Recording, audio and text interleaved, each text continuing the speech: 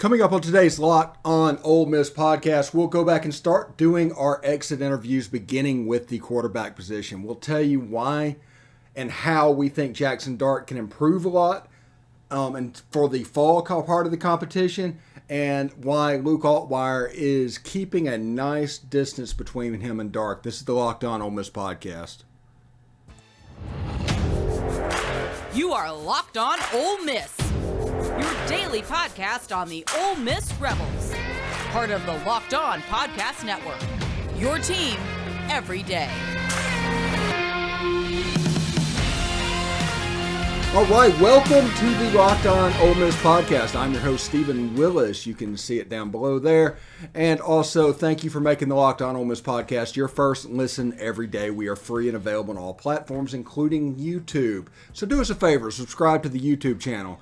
Hit the bell for notifications and new videos that go up, which happen quite frequently. And, of course, upvote the video itself. Also, just to let you know, once we hit 1,000 subscribers, if we do it before football season, we will have a post-game live show that will be interactive for you. We'll have a chat feature up on this side of the screen, whole 9 yards.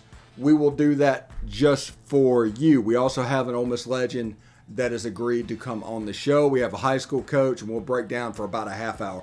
We're not going to take up too much of your time. We're not going to be these type of people that have like 3-hour streams. That's not what we're going to do. It's 30 minutes in and out, but that's, post-game live coming in the future. It looks like we're going to hit it. We're past 3/4 of the way there already. We might hit it by June, honestly, if we're going to be honest. We might have 1,400 subscribers by the time football season hits.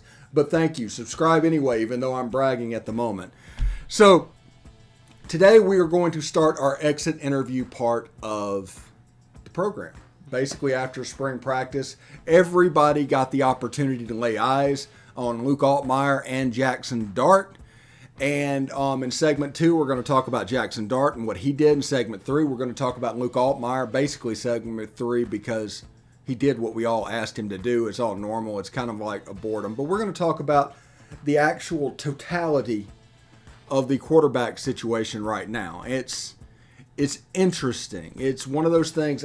I can't tell where the slide was, the advantage that Altmyer had at the beginning, because nobody laid eyes. The sample size is literally just the Grove Bowl. And Luke Altmyer looked in control. He ran the offense. He has every conceivable advantage right now. He just does. And because of that, and the knowledge that players around the quarterback, unlike last year where Matt Corral kind of dominated, players around the quarterback that are actually in position to contribute, like J.J. Henry, like Michael Trigg, like Zach Evans, like Quinshad Judkins, like Ulysses Bentley IV. Those guys flashed, and that's important. That's the takeaway that you need to take from the spring game, is that players flashed. We're not asking this game. We don't want to see stat lines. We don't care about the score. I couldn't tell you what the score was of the spring game. It just didn't matter. But what did matter is how players react to the first time on that stage, how they handle the pressure of coming in. All the transfers, I just wanted to see them flash. Jared Ivey flashed once. J.J. Pegues flashed. I saw Corey Coleman several times. I saw Troy Brown out there. All of them making plays defensively. I saw Ladarius Tennyson honestly get out-jumped by J.J. Henry for a deep ball. They all had good games, exactly what you want. But in the quarterback position, it was kind of a tale of two sides, like it's always been.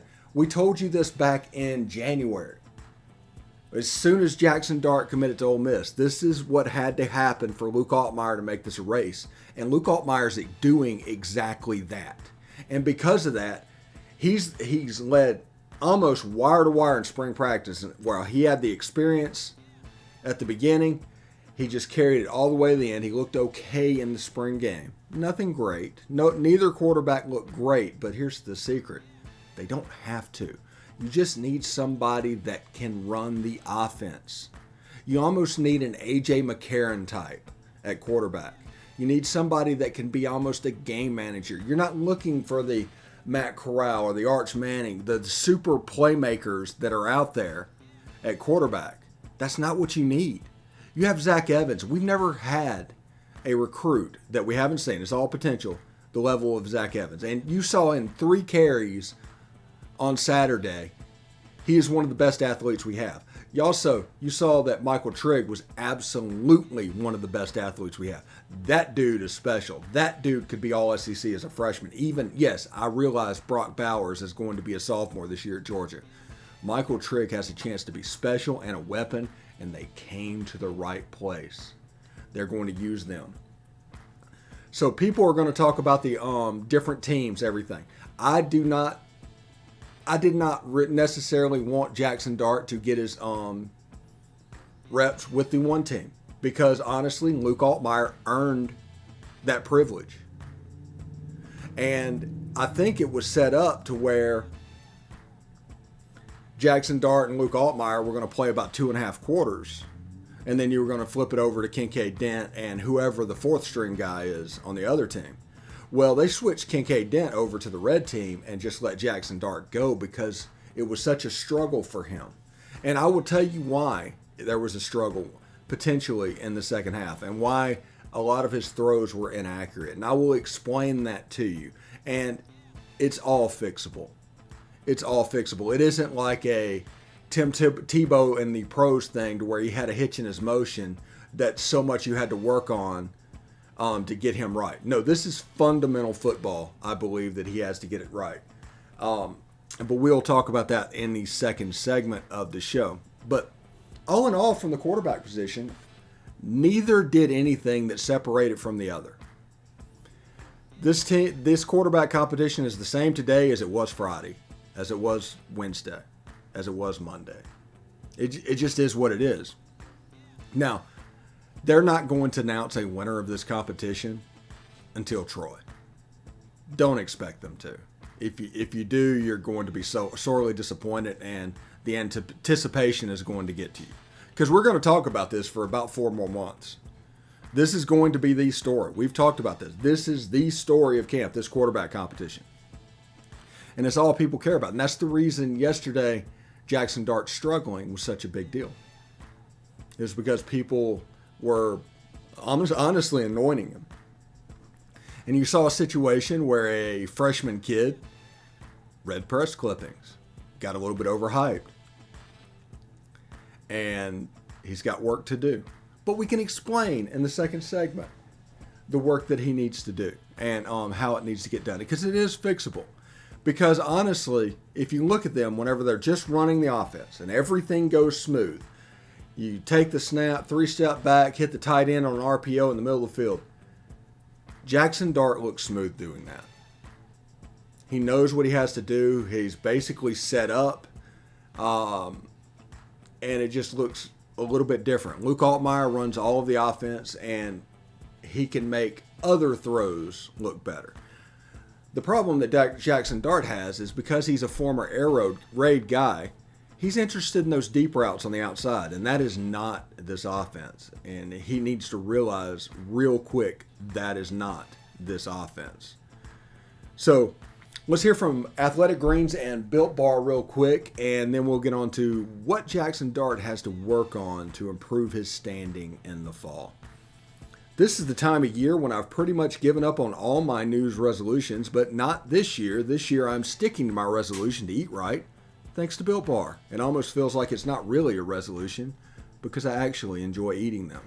Have you tried the Puffs? If you haven't, you're missing out on one of Built Bar's best tasting bars. Puffs are the first ever protein-infused marshmallow. They're fluffy, they're marshmallowy.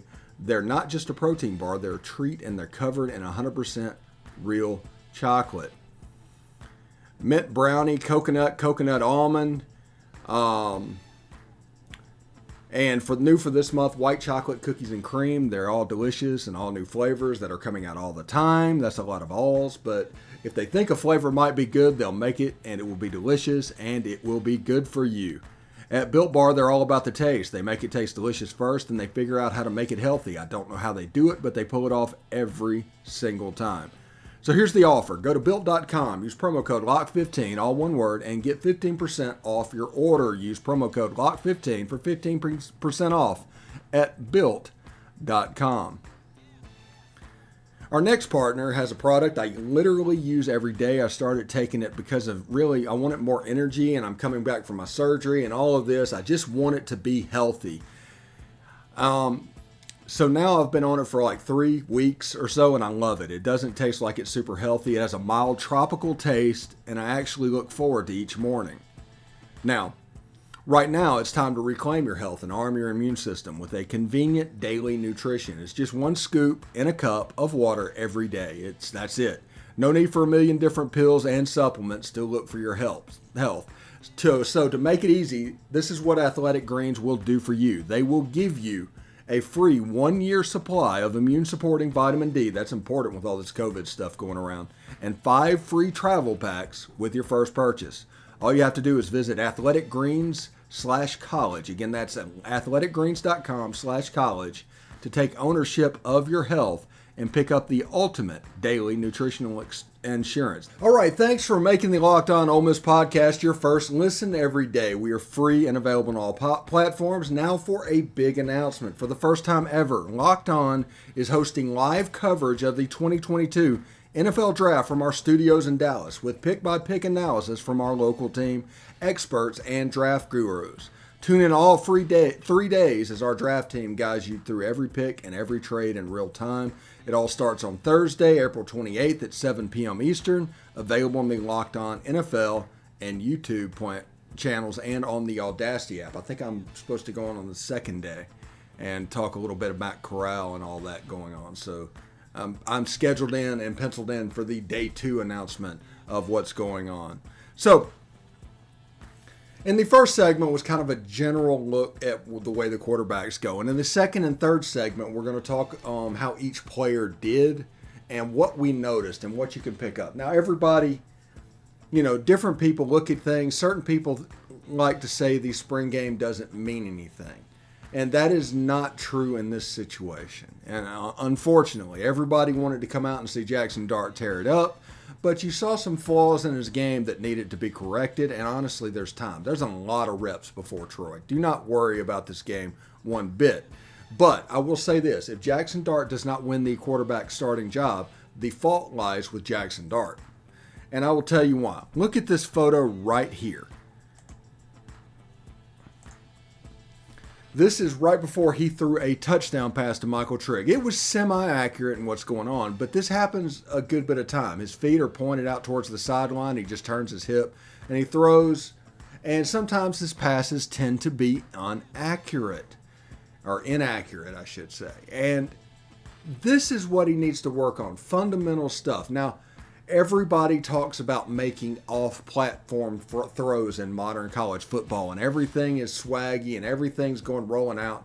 But if you are inaccurate doing it, you need to tighten up on the fundamental stuff and get ready to go. I think Jaxson Dart is going to be fine. I don't want to judge too much about this spring game, about him either way. Either pro or con. I don't do the same thing. I'll say the same thing about Luke Altmyer. But the thing that you can see, and this is the absolute truth, if we see the Luke Altmyer in the fall that we see now, or not Luke Altmyer, Jaxson Dart in the fall that we see now, Luke Altmyer is going to be the starting quarterback when Troy comes around. He just is. Because high throws over the middle lead to interceptions. And it did lead to interceptions. And because of that, Jaxson Dart got in a little bit of trouble, got in a little bit of hole, and to quote the replacements, felt a little bit of quicksand. It just kind of all started enveloping him. And Jaxson Dart did what he had to do to try and win the job on every single throw, and that was a problem. And he leaned on the outside receivers a bit too much, even though he had Michael Trigg on his team. Now, he didn't have the running back cachet that he would on the other side. But like I said in the first segment, Luke Altmyer deserved to go to Red because he earned the right to play for Red. It's not one that both of them need to do it, because this is a game to where you don't care if others see what's going on. You're looking for things in potential. And what you saw from Jaxson Dart in this game was a player that the game was a little bit sped up. This is one of the, if not the best defense he has gone against in college football. And it started work. You could see him mentally know where he had to go, but his body couldn't like speed up and match. He needs to do drills to make sure his footwork matches what his head and his eyes are seeing, or else it'll be a long road and a lot of trouble down the road.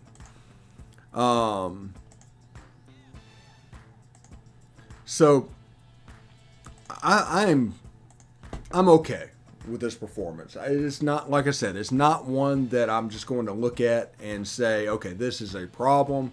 This is something that Jaxson Dart needs to work on. This is something that maybe he might not be able to do in the future. You know, you can't tell any of that from this game. If you're trying to make 11 on 11 schematic decisions based off of spring game, you're doing it wrong. Period. You don't need to look at the score. You don't need to look at 11 on 11. They put a score up there to make it a made-for-TV event. That's exactly why. They're vanilla in what they're doing. I think Ole Miss could call 2 defenses, and both of them were there was an odd and an even front. There's a 4-man front and a 3-man front. There's nothing you can take schematically from this game. It doesn't matter. That defense could have been put in at Thursday at practice, that 4-man front, just to put on tape. It's absolutely, you might do stuff on the back end that you already do, but yeah, don't go into this defense. They don't show what they do. And if they do, it's for a reason. Just understand that in the spring game, because they know that 13 other teams in the SEC are recording this. And they're going to watch it. They're going to break it down. They're going to make player evaluations. See, that's the important thing. Like Zach Evans only playing like 3 or 4 snaps. Yeah, there's the reason why. Do you want to get them as little work as possible on national TV because of the player evaluations? Luke Altmyer got out of the game. Jaxson Dart was unable to. The reason Jaxson Dart played that full spring game was for confidence. Lane Kiffin needed him to go out of that game on a high note. And he did. He made plays. In fact, he may have coaxed the defense to call a certain thing that Jaxson Dart was good at, so that Jaxson Dart would have a little confidence going into the summer. Because, make no mistake, there's lumps that are going to come from this game from Jaxson Dart, because he came in here with all kinds of expectations. Former Gatorade National Player of the Year, played in 6 games at USC, all kinds of expectation. And I'll tell you what, none of this, nothing is the fact has to do with the offensive line he played with in the game. There were wide open plays where he had all the time in the world that he overthrew the receiver.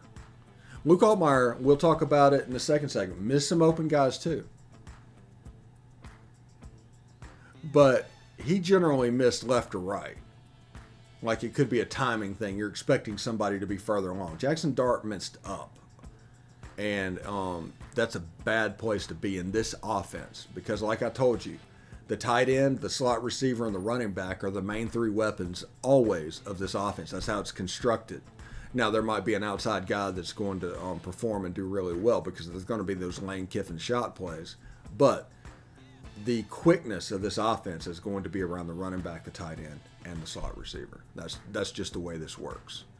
Let's hear from Bet Online real quick. Bet Online is your #1 source for all of your betting stats and sports info. Find all of your sports developments, league reviews, and news, including this year's basketball playoffs and the start of Major League Baseball. Bet Online is your continued source for all of your sporting wagering information, from live betting to playoffs to esports and more. Head to the website today or use your mobile device to learn more about the trends and action. BetOnline, where the game starts. As you can see, Ole Miss is like plus 5,000 to win the college football playoff. Jaxson Dart actually is like plus 1,200 to win the Heisman Trophy. We'll see how that goes as well. All right, thanks for making the Locked On Ole Miss podcast your first listen every day. We're free and available on all platforms. Don't forget to rate and review us on iTunes. Download it, give us a 5-star review. You can say whatever you want to say. You can say Steve's an idiot, he doesn't know what he's talking about. Do whatever you need to say. Say whatever. Just make sure it's a 5-star review, because that's going to help people search the podcast in the future, and I do appreciate that. Now, in the first segment, we did a general look at the quarterback position. Second segment was all about Sir Jaxson Dart. I just put a Sir on there, and he's British nobility for nothing, but, whatever.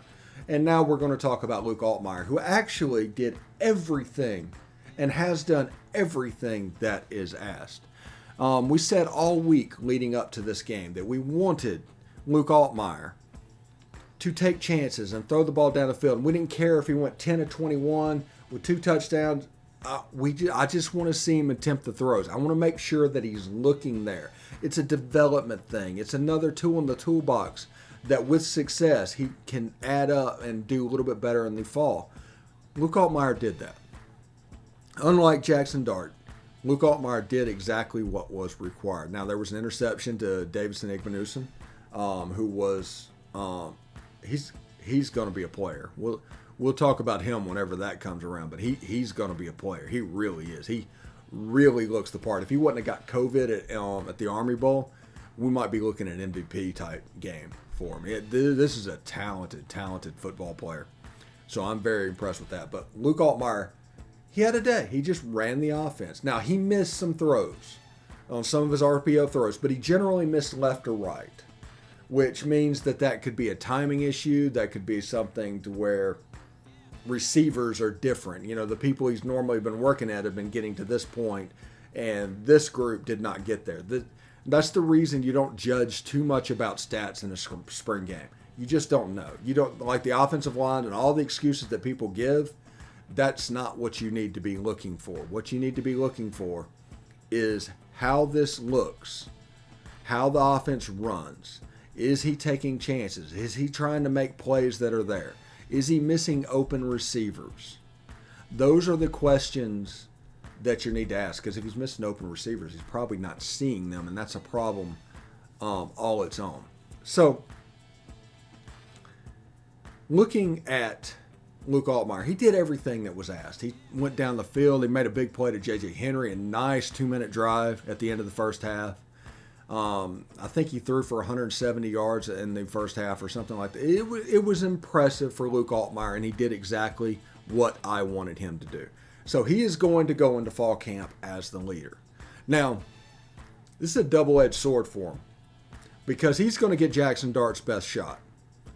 Jaxson Dart had the spring game, and he's going to think about it every single day for the next 4 months. He just is. That's just the way this works. He's going to be thinking about this all the time. And since it happened, it's a real thing, he's going to prepare, I think, he's going to do fundamental work. He's going to probably lead the 7-on-7 in the summer, because he's trying to make an impact and get on the field. Because in his head right now is doubt. It might not have been doubt back in January when he committed to Ole Miss, but there's doubt right now, because Luke Altmyer came out and fought and did exactly what he needed to do. And whenever you get a Brett Favre type quarterback, which is what you have in Jaxson Dart, the only way you beat him is a Drew Brees type quarterback. You need to be machine-like. You need to be efficient. You need to not turn the ball over. Remember, turnovers are abhorred by Lane Kiffin. When you turn the ball over, he is physically insulted that it happened. He wants to know why. If it's your fault, there's going to be consequences. And that's the reason Jaxson Dart was playing for the blue team Saturday. And from what I've heard, this has happened fairly consistently throughout spring, and this just, it didn't just appear at the spring game. It's kind of been the way it worked. Now, Jaxson Dart's had good days, he's had bad days. Same thing for Luke Altmyer. That's the reason I think the quarterback competition is in the same place today as it was Friday, as it was Wednesday, as it was last Monday. It just really is. I do not know if Jaxson Dart shrunk that. We will see in the fall. But I'm telling you, this is a ton of fun.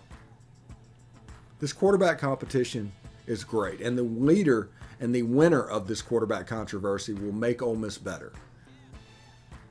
That's the thing that everybody needs to realize. This is going to make all of Ole Miss better. All of Ole Miss football better. Dealing in this quarterback competition and these two pushing each other, because they are both playing at such a high level and they both have tools all over the place. It's going to be a hard decision. That's the reason this is going to go to Troy. It just is. And it's good. So, down below in the comments, please post what you think of the quarterback competition. I don't want any sweeping assertions of, oh, this thing's over, because it's not. There's so many snaps to happen between now and Troy. It's absolutely funny. But I am interested to see if there's any thoughts that you saw that you might want to share with the whole group. Because we are all about perspectives and commentary here at Locked On Ole Miss. That's what we do. We don't break news. We want to know and we want to hear from you. So leave it in the comment section below and let us know what's going on. But all in all, I think the competition is in a good spot. And it's at a spot where you can check out the way it's going to be starting in August. And we got about 4 months of talking about this. Now, we're going to do some list shows and things like that in the middle of the summer. We're probably not going to talk about it every day, but we're going to talk about it every week. Because this is the story at Ole Miss football that people want to talk about. And remember, when it comes to Ole Miss football, or Ole Miss sports, 80% of the fans are football only. 15% of the fans are football and baseball. 5% of the fans are everybody. It's not a large fan base to begin with. But understand that, and that's why we talk football as much as we do on this show. So thanks for making the Locked On Ole Miss podcast your first listen every day. Tomorrow, the running back room exit interview. That's a special group. That was fun to see. Now make your second listen Locked On NFL Draft. Ryan Tracy and former NFL cornerback Eric Crocker bring the NFL Draft to life every day with insight and analysis of college football prospects and NFL front offices. It's free and wherever you get your podcast. See you tomorrow. Peace.